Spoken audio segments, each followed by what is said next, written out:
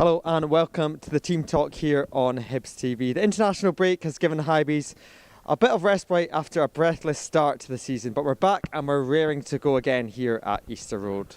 Domestic action returns to the capital this weekend and it's third against fourth as Jim Goodwin's Dundee United make the trip to Leith. Kick-off is from 5:45 p.m. this evening.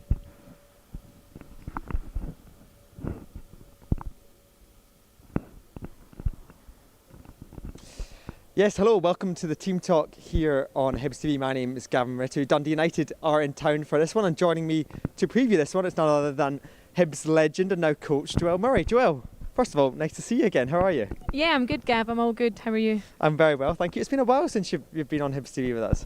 Yeah, it has. I think the way that the fixtures have fallen this season, the European fixtures midweek, has meant the domestic fixtures have fallen on a Sunday, and of course we play Sunday, so there's been no opportunity to get back on, so I'm really looking forward to today's game. Yeah, well, it's great to have you here. How much are you looking forward to today's game straight after the international break, and it's set to be a cracker? Yeah, it certainly is. I'm excited. I think there's always that enhanced excitement and buzz on the back of an international break. We've had 10 days to 2 weeks of no football here at Easter Road, so I think I probably speak for everyone that's arriving at the stadium today and confirm that the excitement, the buzz is really, really enhanced.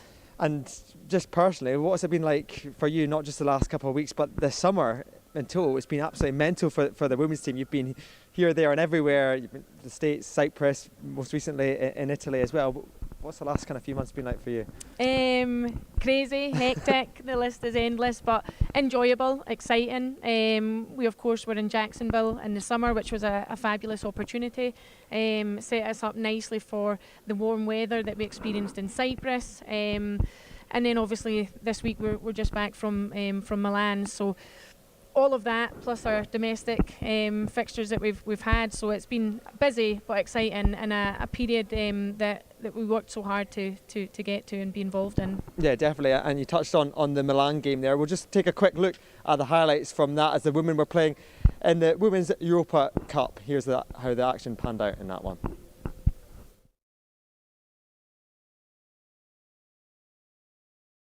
Good evening everyone and welcome to the coverage of Inter against Hibernian in the inaugural Women's Europa Cup. To concede, try and stay in the game for as long as possible and then hope that it's a different story at Easter Road. Ivana Andres with the ball in, time for Inter. Can they finish it off? Yes they can. Hayley Bugea scoring the goal. And Hibs tonight, McGill back out for Robustolini now. It's all the way through and the strike low and finished superbly. Olivia Scoot is the scorer. Minkovic floats it through. A shot and goal off the post. McGill races to get there first in the counter-attack. Papadopoulos doing well to step up. Is there some movement in the other direction now? Livingston delivers. There's no one there to challenge the goalkeeper. Starting halves very sharply Inter. They're looking to do similar here. Polly searching for a goal. Squeeze through to Bugea, who has time. And Polly there. And once again, Inter so slick and so sharp. Got the goal that they required at a good time in the game. Geb owning that right wing. Here's McGovern. Not far away. Really important, I think, to how their campaign went. Enjoying a good spell here. That was a delicious cross from Livingston. A needless one, you'd have to say, Julie. I don't know why she's doing it. It's no advantage. The game's already been slowed down. Our team are already back behind the ball. Here's Adams, and Hibs score! It's Ailey Adams. A punishing strike, and that narrows the deficit. Hibs have life in Italy. Tomasevic in the way. Hibs want to just keep things tidy and not show Inter any gaps. Leona on her own. Oh, it's a lovely finish. She finds a route through and smashes it beyond. With Partick Thistle.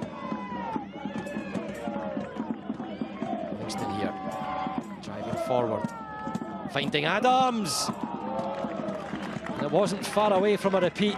Ball breaks for Bowie. Hibs have a player down. Tegan Bowie, one thing on her mind, wants to attack. The angle just wasn't there for the shot.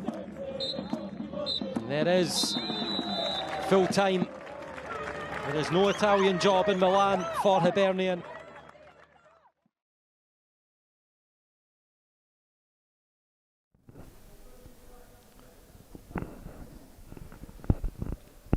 Yeah, 4-1 it finished in Milan. Joelle, there were positives to take from the game, particularly the performance in the second half. What did you make of it overall?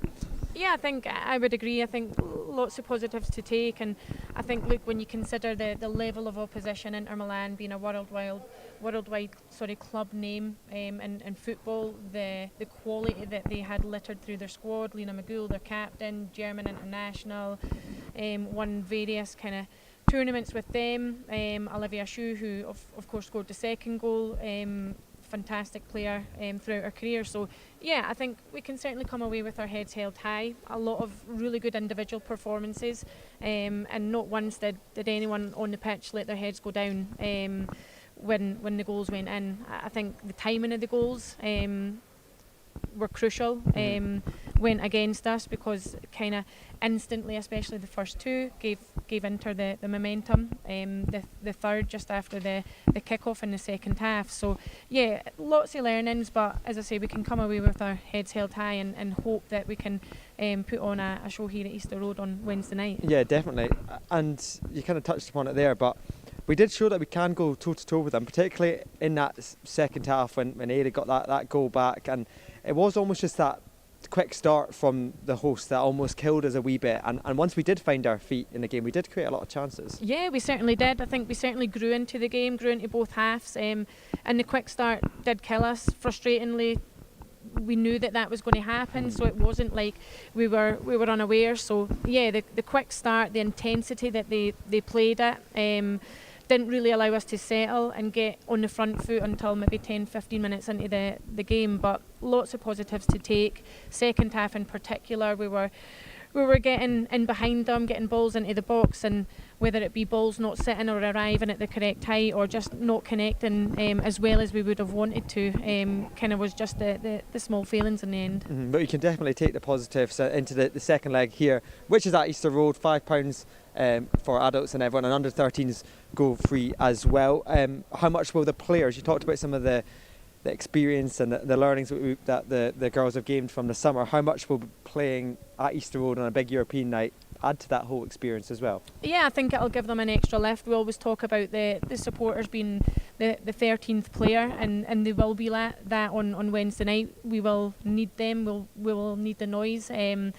And I think playing here under the lights, European fixture, it will give the players an extra incentive and a big boost to go out and really perform. Because going back to your playing career, I remember speaking to you in various different chats, but you often mentioned that Bayern Munich game that was here as one of the highlights in your Hibs career, not necessarily because of the result or anything like that, but because of the whole experience and the gravitas that comes with it all. Yeah, absolutely. You're right. It still sticks in my mind as if it was yesterday, and is absolutely a highlight in my career. Walking out, captaining the side here under the lights against a team like Bayern Munich. Like you said, we didn't get the result that night, but the experience, the environment, the atmosphere, everything that came along with that fixture was unbelievable. Yeah, definitely. And I guess the games they keep coming. I know you're in Milan in midweek, just got back, but then Montrose, that's tomorrow. How are the girls feeling for that one, and how have you, from a coaching point of view and as a squad point of view, found the balance of playing midweek and Sundays? Yeah, it's difficult physically and mentally. It's very difficult. We're going Milan to Montrose in the space of a few days, so it's trying to rest, recover. Switching mindsets. Obviously on Wednesday night we suffered a lot out of possession, worked a lot without the ball. Hopefully tomorrow we'll have more of the ball, give the girls more of a chance to go and express themselves and play with a bit of freedom. So trying to flip that switch, trying to regenerate that energy. Difficult, but the girls will go out as they always do, and play with a positive nature, play on the front foot, and look to get points back on the board tomorrow at Meadowbank. Yeah, definitely. Well, good luck tomorrow and good luck on Wednesday. And remember, if you do want to watch either of those games, you can head to the Hibernian FC website for tickets. £5 for the one here at Easter Road on Wednesday night, and under 13s go free. Right, time to turn our attention to this evening's game. Dundee United are in town, and here's a reminder of how the action played out the last time the two teams met, which was 4 months ago in May.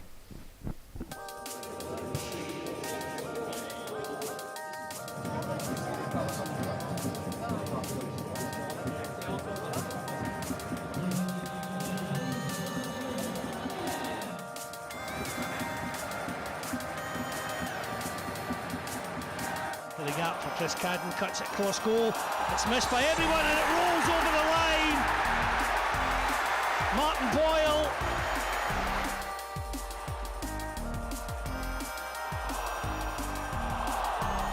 Nice forward into the box. Gets the shot away, it's off the post and in! Mikola Kukarevich!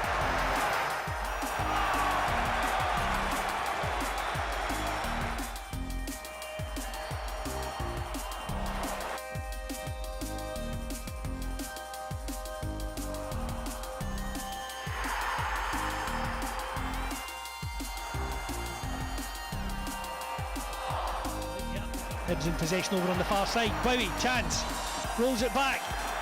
Oh, it's a great stop by Walton.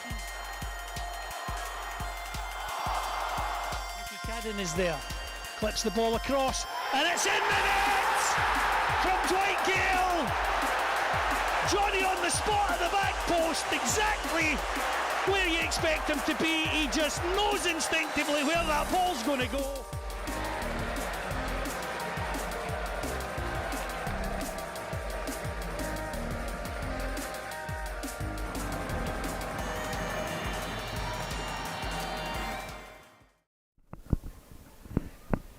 Yes, 3-1 it finished the last time the sides met at Easter Road, and Joelle, it proved to be a pivotal game in terms of securing that third spot in the top six.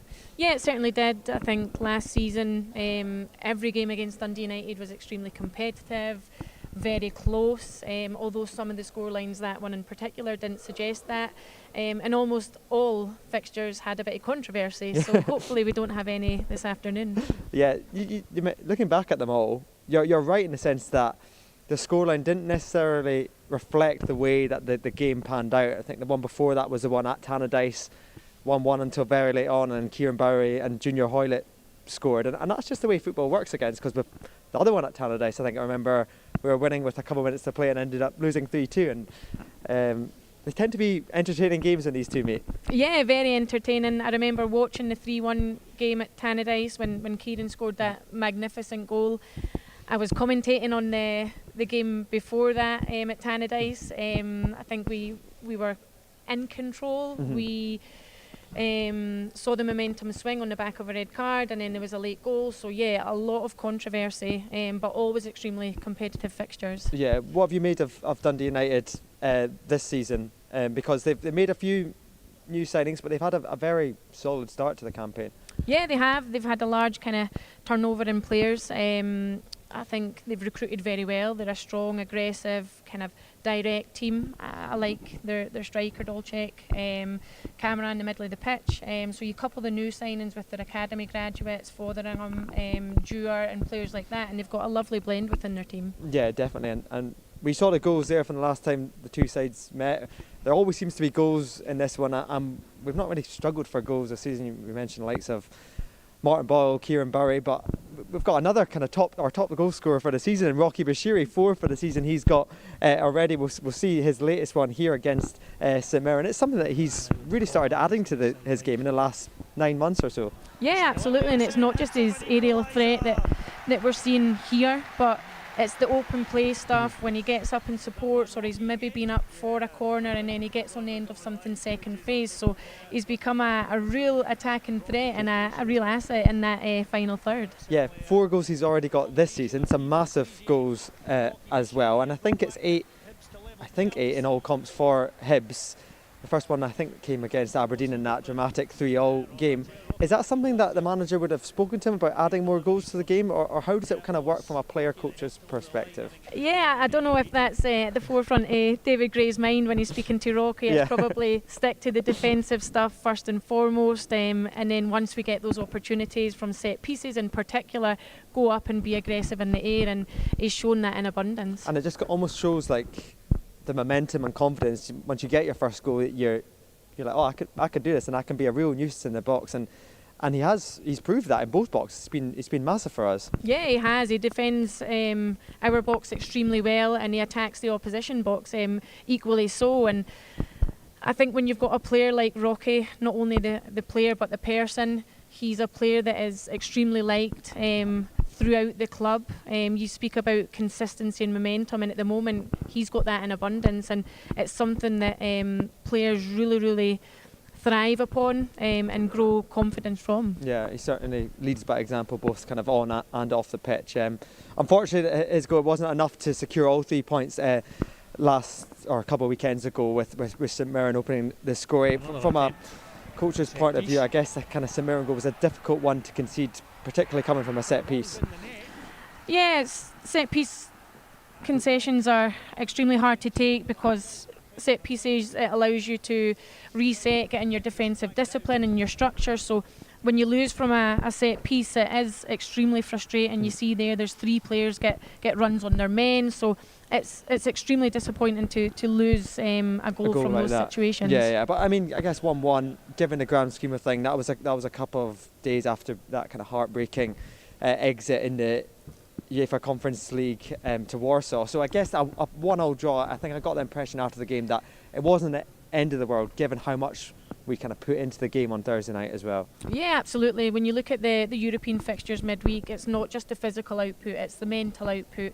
So to be able to stay switched on at the weekend, we're of course still unbeaten in the league so far. So yeah, a draw probably wasn't what we were after on that day, but it's better than nothing. Yeah, definitely. And fingers crossed we can get back to winning ways a bit later this evening, as Dundee United are the visitors. Kick-off is at 5:45. Still plenty to get through, but time to take a quick break, and after which we'll hear from the manager, and we'll also hear from the first team dressing room with Chris Cadden. Back in a couple of minutes.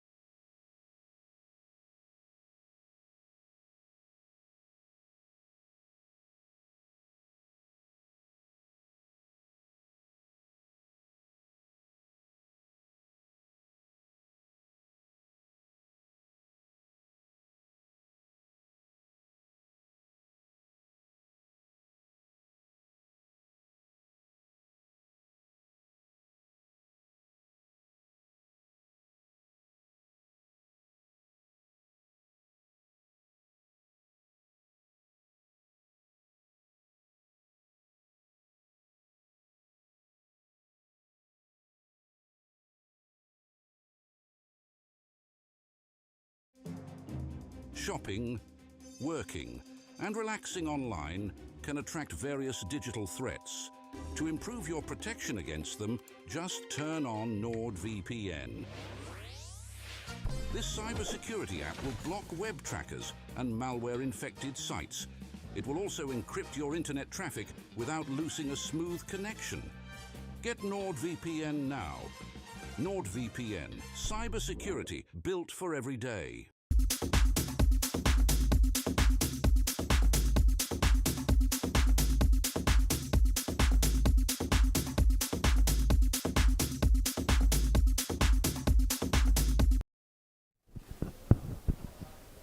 Welcome back to the Team Talk here on Hibs TV. We're counting down to kick off as Hibs take on Dundee United at 5:45 this evening. But first, time to get the pre-match thoughts from David Gray. I caught up with him yesterday. Dave, back at it after the international break. First of all, what have the last couple of weeks looked like for you on the training pitch? I think straight after the game I said it'll give us a chance to reset, a bit of freshness for the players, an opportunity to get some time on the grass with the players as well. But then you end up with 9, including the young lads, 14 players going away on international duty, so the numbers were obviously shorter. But again, a good opportunity to do some work on the training pitch, but also give them some time off as well, which was really required after a really hectic schedule at the start of the season. And an opportunity for us as a coaching staff to reflect on areas in which we can improve and look to improve moving forward. And then you're then looking at all the international players, keeping an eye across them, the amount of minutes they're playing. And then you're hoping that every one of them come back safely and fit and available, which hopefully they've all done. Yeah, how are the international lads then? I know there's plenty of them away, all had kind of varying minutes, varying journeys. How and some big performances in there as well. How have they all returned? Yeah, that's for us, selfishly, you're looking at just making sure everybody gets through it healthy. That's what you want, firstly. For some of the players that maybe needed minutes, it was good for them to get minutes. You know, Thibaut hasn't played as many minutes for us as laterally he has towards the end, but you know, he went and had two strong performances. Grant Hanley goes in and does really well, which is positive for him. And then the biggest thing for us is we've got a lot of players that go on international duty that travel all over the world. So I think the biggest thing is for us, once they've played the games, is making sure when they come back, what time they get back, how many time zones have they been through, how much have they recovered, because some of them only got back as late as yesterday and even last night. So it is a case of trying to piece all that together to try and make sure everyone's fit and fresh for the game tomorrow. Yeah, looking ahead then to tomorrow, how much are the lads looking forward to getting back out there at Easter Road? I think they are. I think I felt it today in training. I think the players that have been here whilst the international boys have been away have trained really well. I think the club is in a very good place at the minute. There's no distractions now in terms of European football. You know, if we want to have success like that again or experience nights like that again, we need to be very good domestically again this season. It's going to be even harder this season, so we know we need to do that. And that starts by hopefully putting on a real strong performance tomorrow, and you need to be winning games like this at home, which will be a difficult game. You know, Dundee United are a very different side this year. Jim's put a really good squad together this year. He's done a lot of work, a real strong physical side, so we're expecting a real tough test. And he's retained a lot of players that were successful last season as well, so it's got all the ingredients for a really good game. But we're at home. I know it's going to be another sellout. I'm very close to it. If not, adding to that atmosphere, the feel-good factor around the football club, and hopefully we can go and get 3 points. Yeah, just on Dundee United there, you touched on it a little bit, but what do you expect from them? You mentioned it being a tough test, but they've been similar to us in terms of they've been playing in Europe, they've signed well as well and kept some of the squad together as well, and they made a solid start to their league campaign as well. They have. If you even go back to every time we've faced them, they've been really tight games.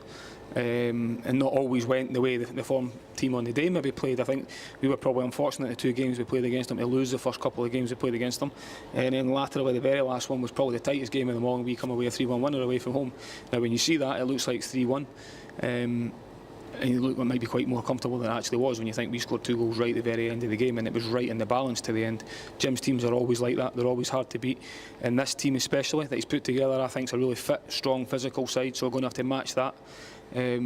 Added to that, they've got the quality that they had from last season, with the wide areas, the quality that comes into the box, so we need to be ready for that as well. But our focus is on knowing already that we've got a really good squad here and a really good place. We're going to be at home, we want that momentum behind us, and obviously these are games that we want to be winning. Top man, Dave, appreciate your time. Thank you, cheers.